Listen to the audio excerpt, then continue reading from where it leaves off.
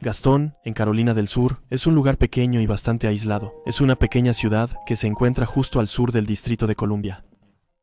La población de esta ciudad nunca superó los 2000 habitantes, por lo que era realmente pequeña. Y para mí, eso se sentía aún más, ya que yo venía de Roanoke, en Virginia.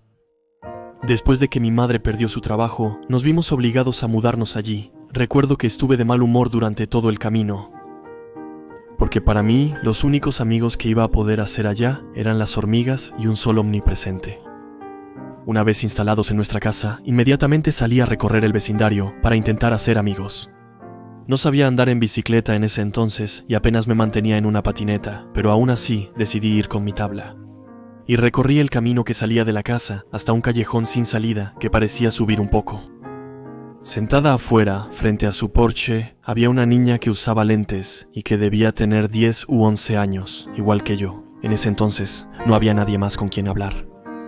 Le pregunté su nombre y me dijo que era Lily. A ella le encantaba jugar afuera, pero a mí no. Pero nos unía un interés, los videojuegos.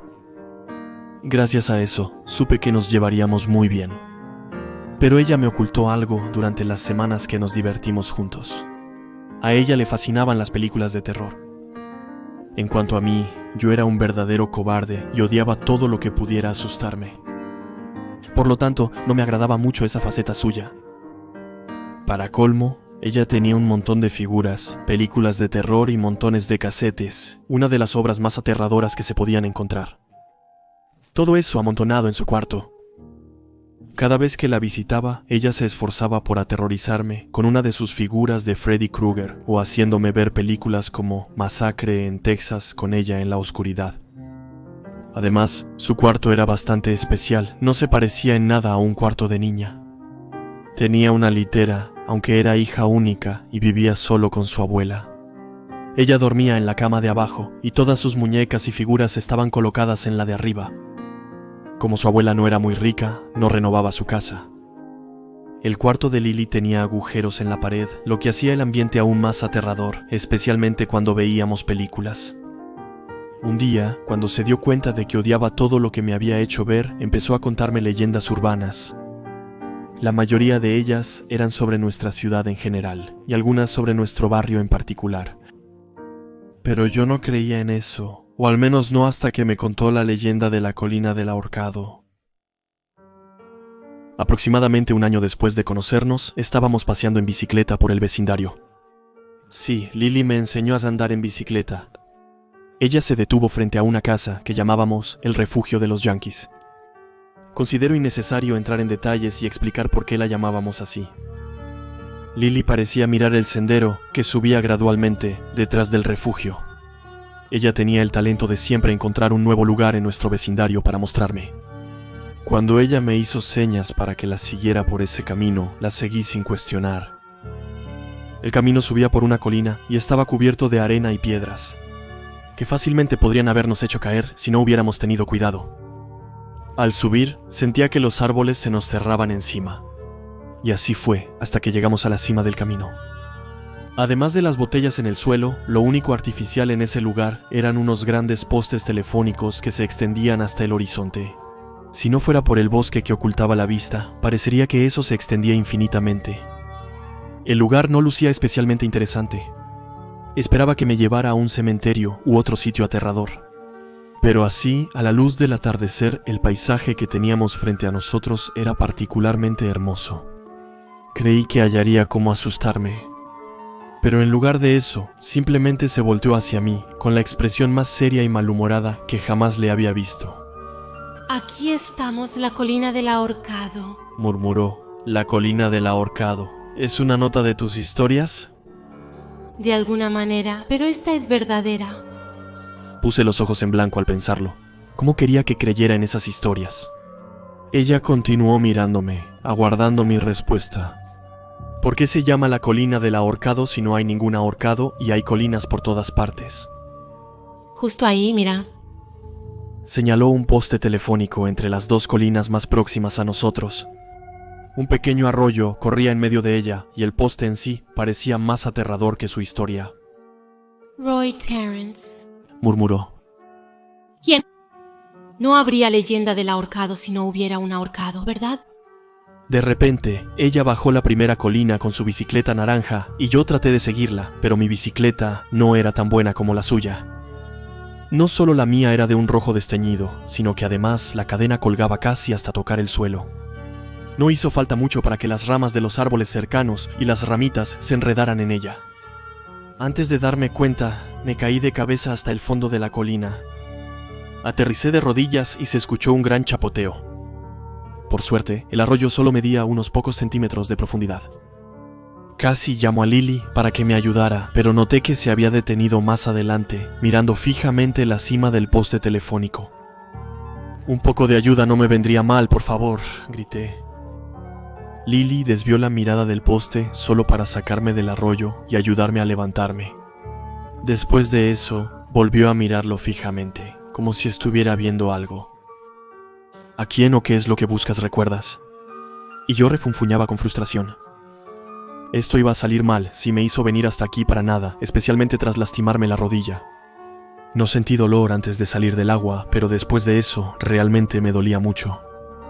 Roy Terence es dueño de la cabaña que se ve tras los árboles. No había notado la cabaña antes de eso. Estaba justo detrás de un enorme roble, pero la cabaña en sí no era muy grande. Después de que su esposa y sus hijos lo dejaron, se ahorcó usando el cable del poste justo encima de nosotros. Los policías no encontraron mucho cuando vinieron a recoger el cuerpo, porque en su mayoría se había quemado. La leyenda dice que, no importa quién esté cerca a la hora exacta de su muerte, termina colgado del cable junto con él. ¿Ah, sí? Entonces dime, ¿a qué hora se supone que va a pasar? Por primera vez en varios minutos, su expresión seria se transformó en una mueca. Luego, se encogió de hombros indicando que no lo sabía. ¿Qué propones entonces? ¿Quedarnos aquí esperando? Aunque tengo muchas excusas para no quedarme, creo que voy a elegir la de... Se me hace tarde y mi mamá me espera para cenar. Debo volver a casa. Bueno, está bien. Dile a tu mamá que mañana te vas a quedar a dormir en mi casa y yo le diré lo contrario a mi abuela. Y encuéntrame aquí a las 7 de la noche. Aunque tenía un mal presentimiento, decidí aceptar. No me costaba nada, sabía que ella mentía. Y acompañarla ahí solo confirmaría ese punto. Ninguna de esas historias me había parecido real hasta entonces. Pero el cambio de tono que tuvo cuando me contó esta historia le dio un poco de credibilidad, porque cuando me contó esas otras historias, no paraba de reírse. Mientras dábamos la vuelta para regresar a casa y los últimos rayos de sol desaparecían, le pregunté, ¿por qué parecías tan seria? Normalmente te ríes absolutamente de todo. Perdí a mi abuelo por culpa de Roy Terence. Mi abuela estaba con él cuando todo sucedió. ¿Alguna vez te preguntaste por qué ella era tan desagradable siempre? Su abuela era brusca, pero nunca se había preguntado por qué era así. Si todo eso era una mentira elaborada por Lily, realmente se había esforzado para que lo creyera. Al irme a dormir esa noche, tuve una pesadilla horrible. Como muchos, no podía recordarlo todo. Todo lo que sé es que tenía que ver con Roy. Y aunque hacía mucho calor esa noche, me desperté temblando. El día fue bien y a las 6 de la tarde empecé a preparar mi mochila. Adentro puse una linterna y algunos paquetes de papas. A las 6:30 conduje rápidamente para encontrarme con Lily. Admito que estaba muy emocionado. Luego, finalmente, como a las 6:50, llegué cerca del arroyo, donde Lily ya había encendido una pequeña fogata. Ella estaba asando malvaviscos allí. Al verlo, supe que si no hubiera venido, se habría decepcionado. Entonces, ¿cómo va a ser esto? Vamos a acampar aquí toda la noche. Al final, desconocemos cuándo aparecerá. Y yo digo, después de tragar su malvavisco, ella pronunció... Esperaré tanto como sea necesario. Como tú quieras. Y respondí sentándome junto al fuego. Luego saqué una bolsa de papas que había traído. Después de unas 3 horas, los primeros grillos ya habían comenzado su canto incesante. Mientras que el sol ya se había puesto por completo, yo empezaba a sentirme irritado y también un poco extraño. Lily, por su parte, estaba bien despierta, con las manos pegadas a su bolsa de malvaviscos. Se había puesto a mirar fijamente el poste telefónico. Lily, estoy cansada. Y si no veo a un tipo colgado y carbonizado en la próxima hora, me voy a mi casa. dijo mientras se metía más malvaviscos en la boca. Me puse a mirar el fuego y empecé a quedarme dormido. Y justo cuando estaba a punto de dormirme, un fuerte crujido resonó por las colinas y hasta el bosque. Inmediatamente me incorporé. Todavía veía borroso mientras mis ojos intentaban ajustarse. Apenas distinguía la silueta de Lily.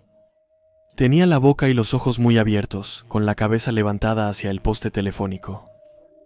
Y al seguir su mirada, a pesar de la oscuridad, creí ver algo en la parte más alta del poste.